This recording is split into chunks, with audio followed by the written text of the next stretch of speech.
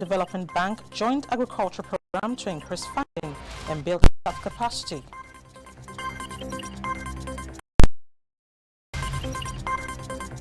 Plus outrage in Gambia over release of 3 self-confessed assassins under Yahya Jammeh's regime.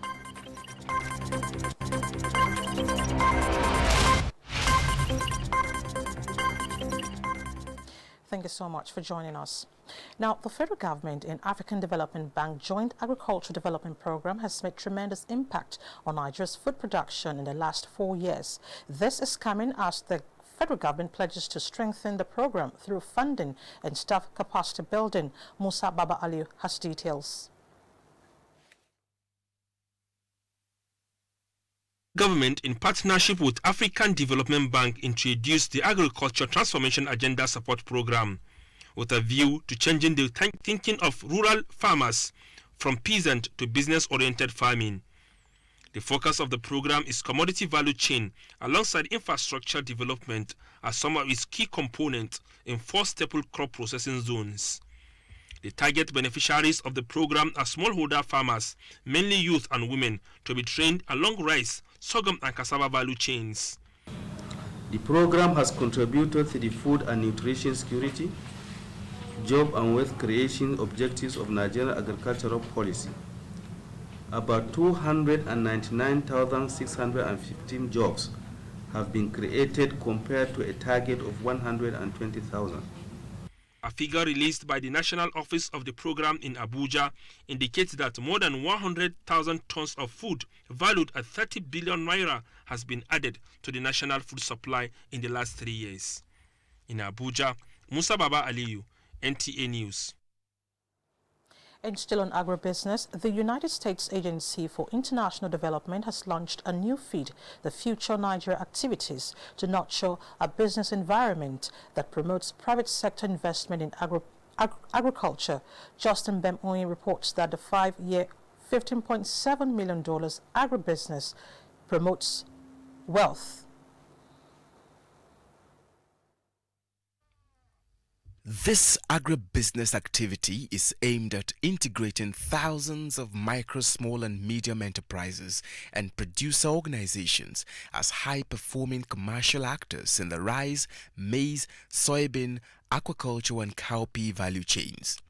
The program is to focus on 5 key pillars, which are enlisting public and private sector partners, connecting MSMEs to agribusinesses, supporting the development of new financial products, linking MSMEs and entrepreneurs with larger firms, as well as reforming policies that constrain the ease of doing business. That no one else will grow the future of Nigeria other than Nigerians. Businesses with the private sector is the way that we can grow and expand the pie that can match our population growth and the demand that we need in order to create that all-inclusive growth. The agribusiness investment activity will be implemented by cultivating new frontiers in agriculture, CNFA, in 7 states: Kaduna, Niger, Kebbi, Benue, Delta, Ebonyi and Cross River. The program by the Future, of which Kebbi State is one of the 7 states in the Pokali area, will furthermore enhance our access to agri-businesses, to unlock our access to more capital, particularly private equity. After the MOU in general, I want to itemize each area of participation. For us right now, we're looking at land preparation, we're looking at availability for tractors, and we want to make sure that our organic fertilizer plant starts working. Those are the areas we'll be working with the Feed the Future program immediately. In Abuja, Justin Bemoyi, NTA News. And we're not done with agriculture yet. The Africa Development Bank, AFBD, is expediting an investment drive into the special agro-processing zones in Nigeria to exploit the full potential of the agriculture sector. At a forum with Chinese investors in Abuja, AFBD's country's director said it is an effort in line with Nigeria's quest to attain self-sufficiency and reduce poverty. Leah Katung Babatunde reports. The African Development Bank is providing a veritable platform for investment in technology on one hand to cross-fertilize with available market space on the other hand, leveraging on available human resources. But the big question is, why China? 30 years ago, people didn't have cars in China, household, 35 years ago. But in a very short time, this country has transformed itself, has become a global player, and has actually lifted over 500 million people out of poverty. This forum is in line with the AFDB's country's strategic paper in Nigeria to support development of sound policy and social inclusion and support infrastructure. Out of the $5 billion active portfolio of the bank in the country, only 8% is in agriculture, propelling this private sector investment drive. The Chinese growth experience is one the AFDB and Nigeria is seeking to infuse in the industry to enhance food security. Over the next 5 years, which is a level of investment of close to $6 billion across the board. In agriculture, I think we expect that over the next 5 years, we should be able to invest close to $1 billion.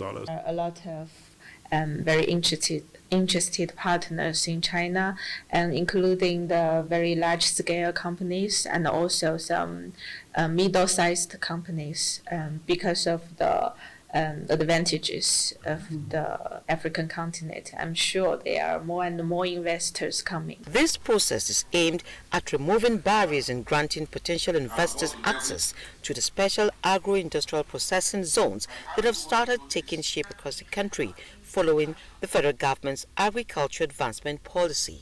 In Abuja, Leah Katung Babatunde, NTA News. Let's now talk aviation. Air traffic engineers from across Africa have met in Abuja to brainstorm on how to improve safety in the aviation sector, as well as build capacity of its personnel. Joshua Ojito has details. Over the years, nations of Africa are said to have horrible incidences of air crashes leading to loss of lives. This gathering of air traffic engineers from across Africa is to build capacity of personnel who links air traffic controllers with the pilots. It is a peer review session as they share experiences and strive towards ensuring safety in the airspace. As a young engineer, I faced some of these problems working on the radar systems, and it was a forum like this that I got the solutions to the problems that we have to resolve back home. So when I got home, it was easy resolving the situation. So a meeting like this is very important and crucial for our profession. There is also a call for licensing of air traffic safety electronics personnel (ATSEP) by the International Civil Aviation Organization (ICAO) in order to enhance global safety. So the essence of this meeting will help us to make projections for the future, and we streamline on areas that we need to do more and to concentrate our energies in order that we can find improvements, because our target is zero tolerance for air accidents. Experiences shared and deliberations generated, including communique, would be of immense impact in mapping out the way forward in all facets of air traffic safety engineering. With the theme Aviation Safety and Licensing of ATSEP, participants are hopeful that the outcome of the regional meeting will improve air safety in the continent. In Abuja, Joshua Ojito, NTA. And still on safety, the National Council on Fire and State Directors Conference has taken off in Ilorin as part of efforts at strengthening delivery in the fire service. The 5-day annual conference, which is the 10th, is tagged Technology for Enhanced Service Delivery in the Fire Sector. Correspondent Kemi Bisisani reports. The ever-evolving and increasing threats to lives, property and the environment have continued to expand the workload and strengthen the capacity of the fire service officials in Nigeria, as their schedule is no longer restricted to responding to fires in building alone, but now includes responding to incidents of collapsed buildings and flood disasters. Stakeholders said while victims trapped under collapsed buildings may be faced with imminent death if there is no equipment to locate and rescue them early, and many lives, they said, will be lost in flood disasters without appropriate means to reach and extricate them early. The National Council on Fire converged to productively deliberate on ways in which technology can enhance fire and other disaster safety delivery in Nigeria. Now, if you see what is happening in developed countries, it's not happening here. But with the coming of His Excellency President Muhammad Buhari, we are able to take some equipment. Kwara State government will join Mr. President's flight to the next level, and we attend to the remaining requests one after the other in due course. Kemi Bisisoni, NTA News. To other matters now, with the exit of many experienced public servants from the public service, the need for capacity building to enhance the skills of existing ones has become imperative. Director General, Bureau for Public Service Reforms, Dr. Dasuki Arabi, stated this when he paid a visit to the Public Service Institute of Nigeria. Austin Anyibi reports. Public servants are the drivers of government policies and programs. They are therefore expected to be efficient in executing their task. These underscore the need for enhanced training for those in service to keep abreast with the dynamics of service delivery, particularly in relation with federal government reforms in key sectors of the economy, has been evolved by President Muhammad Buhari. This is the collaboration the Director General Bureau for Public Service Reforms, Dr. Dasuki Arabi, is seeking from the Administrator, Public Service Institute of Nigeria. We have beautiful strategies, beautiful documents that cannot be implemented if the staff are not trained, if they don't have the capability. He noted that the Bureau has initiated several reforms that are strategic to development since it was established in 2004. The reforms have added value to the management of public finance, but needs to be sustained through capacity building of public servants in ICT and promoting e-governance. National strategy on public service reforms is built around 4 pillars. Pillar 3 is talking to public financial management. And we are glad to say that more than 85% of the aspirations under Pillar 3 have been implemented. On the part of the Public Service Institute of Nigeria, it has developed several aspects of training manuals in areas of ICT and entrepreneurial skills. The Nigerian public servant of today must be ICT compliant if you must key into the reforms. The institute is currently training 1,000 public servants under the Vision 2020 strategic reforms by the head of service in Abuja. I'm Austin Anyebe, NTA News. To education now, the dream of most students is to one day become an expert in their different fields of endeavor, hopefully after going through university and other higher institutions. This notion is not an exception for some students from the Abuja Tafawa Balewa University, Bauchi, when they paid a visit to the headquarters of the Nigerian Television Authority in Abuja. Ruth Aguele tells us more. As Africa's largest television network, NTA is known to not only build its capacity for better coverage, but also always ready to inspire younger minds who someday find themselves in the field of broadcasting or related fields. These young brilliant minds are from the Abubakar Tafawa Balewa University, Bauchi, from the Department of Industrial Design. Their visit to NTA is to get a practical and deeper knowledge of what they are taught in school. The Assistant Director of News Repertorial, Mohammed Ali, is their tour guide around the different units of the organization. Their first point of call was the network newsroom, where they were taken through the rigorous process of production. Every punctuation requires an action. If that is a comma, you have to breathe. If that is a full stop, you have to stop. So that action of stopping takes a particular time. Their area of interest, which is their course of study, graphics design, was also another point of call. Jira Joseph is a 500-level student of industrial design. After school, she hopes to go into printing with specialization on graphics. Before it was still graphics and printing I mostly do, but coming here it has expanded my knowledge. most of the theoretical things that I was taught in school, thank God I see them here in practical. And we've been able to come and see, and also they help us demonstrate some of those things. They say knowledge gained is knowledge shared. These students hope to share their experience with their coursemates when they go back to school. In Abuja, Ruth Aguela, NTA News. You're watching the news on NTA International, reaching you live from Abuja. Let's take a break now. We'll be right back.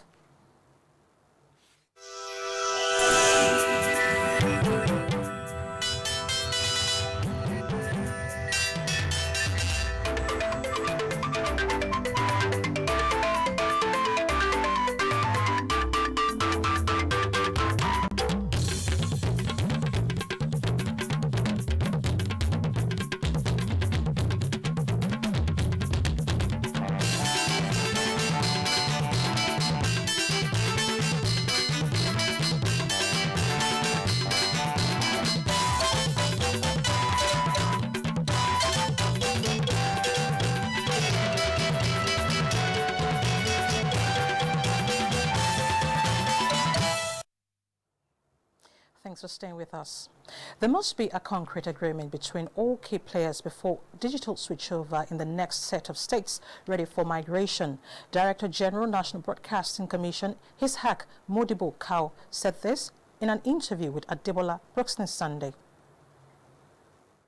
So far, 6 states have migrated from analog to digital broadcasting in Nigeria. Ishaq Modibo Kau said 3 states are next in line for migration. Most recent meeting we held a couple of weeks ago with the broadcasting organizations of Nigeria, we tentatively agreed again that, okay, let us work out a new timeline to see how we can go to other locations in Nigeria.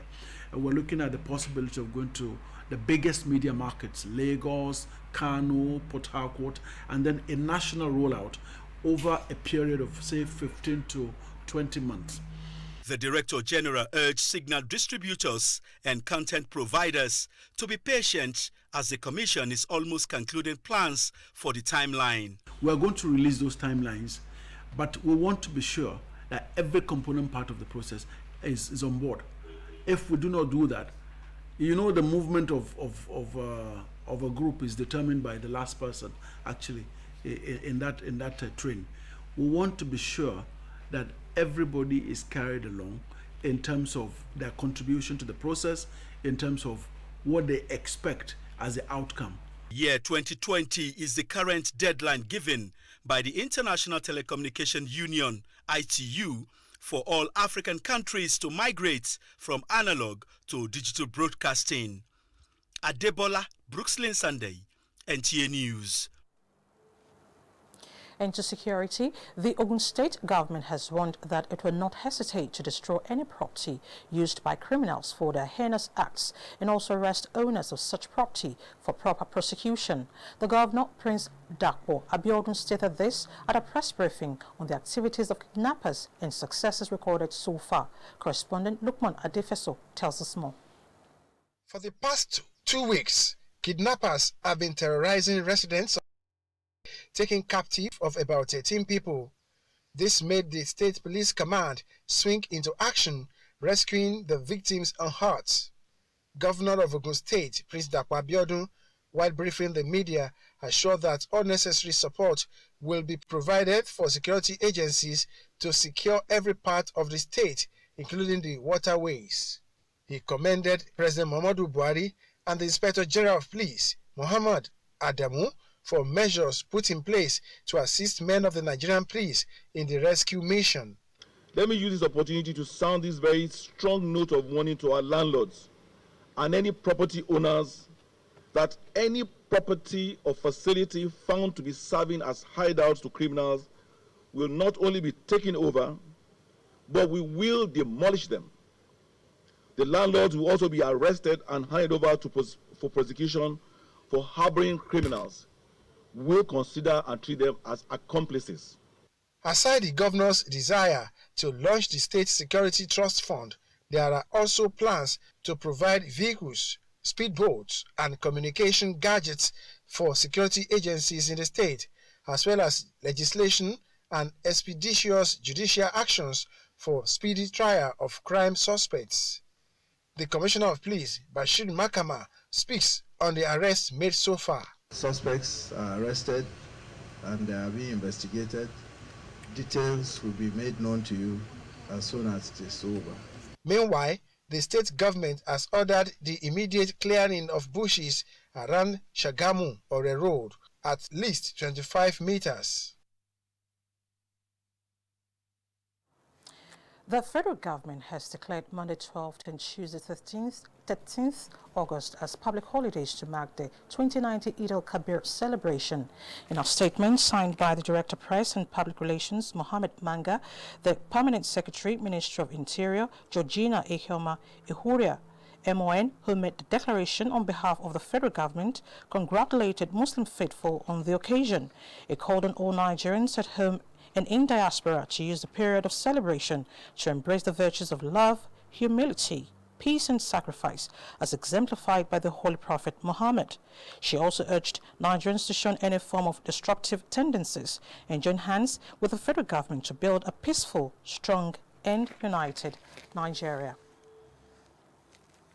Still on the celebration, with the declaration of Sunday 11th as the day of Eid al-Kabir in Nigeria, the Federal Road Safety Corps FRSC has commenced massive mobilization of its personnel for the Salah Special Patrol, aimed at making the roads safer during the festive period and beyond. The Corps Public Education Officer, BC Kazim, says not fewer than 35,000 FRSC regular and special marshals, 736 patrol vehicles, 120 ambulances, 25 tow trucks would be for the special operation. The Corps Public Education Officers stated that the goal of special operation, which commenced from 9th to 16th August 2019, is the Corps' commitment to its 2019 corporate strategic goals of reducing road traffic crashes by 20%. Still on the celebration, authorities in Saudi Arabia are putting finishing touches at various locations designated by Prophet Muhammad for the conduct of Hajj rites by pilgrims. Lami Ali reports from the holy city of Mecca in Saudi Arabia. Located 2 kilometers away from the holy city of Mecca, the sites where all pilgrims will converge to perform parts of the Hajj rites include Muna, Arafat and Muzdalifah. Information made available by the Saudi Ministry of Hajj and Umrah indicates that 46,000 personnel from across agencies of government have been drafted to provide pilgrims with best of services in order to perform the religious rites in ease. Officials from relevant establishments in Saudi Arabia have also been holding meetings with representatives of Hajj commissions of participating countries, including Nigeria, for briefings on new measures adopted for crowd control. They have very serious concern about Nigeria because Nigeria in this Africa non-Arab establishment constitute like 1/3 of the whole population. So they are very, very concerned. In fact, not just the establishment, the whole ministry, the whole organ of organizers of the Hajj are concerned and are very, very particular about Nigeria. Meanwhile, more pilgrims are arriving in Mecca to perform Umrah, preparatory to the commencement of Hajj. In Mecca, Saudi Arabia, Lami Ali, NTA. And for trending stories in the foreign scene, Obiageli Uwoke is our guide.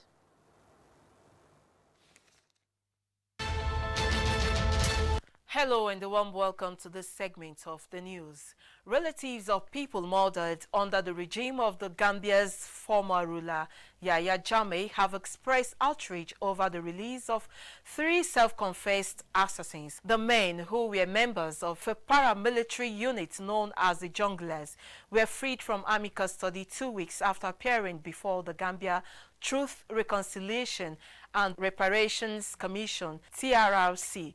The 3 soldiers, Malik Jatta, Umar Jallo, and Amadou Badje, have been under detention since their arrest by the military police in 2017, when President Adama Barrow took office after winning elections in December 2016. And in Libya, at least 42 people have died in a drone strike carried out by the forces of rebel General Khalifa Haftar in southwestern parts of the country. Local officials say the strike hit a town hall meeting in the town of Muzak. General Haftar's forces, which are based in eastern Libya, say they targeted the town late Sunday but denied targeting civilians. The country has been torn by conflict since the fall of longtime leader Muammar Gaddafi in 2011. In another development, at least 8 people, including service personnel, were injured in huge blast at the Russia's arms depot in Siberia following an explosion near the town Ashensk. The depot reportedly contained tens of thousands of artillery shells. Witnesses posted videos of balls of flame and black smoke, which started during the day and continued after the dark.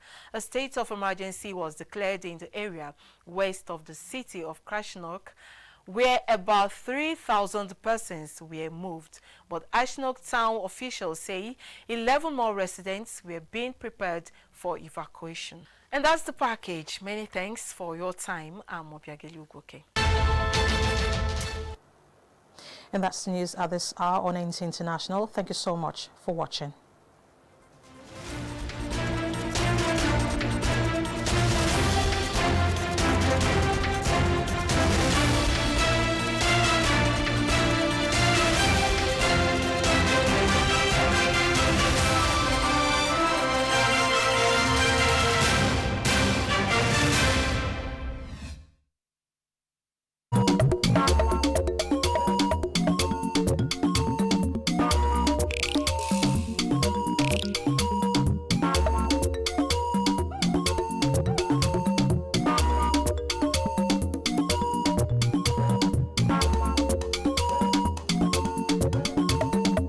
This is NTA International. If you travel around the world, you will find out that there is no place like Nigeria. Beautiful, peaceful, very warm and friendly climate all year round. Largest concentration of black people in the world.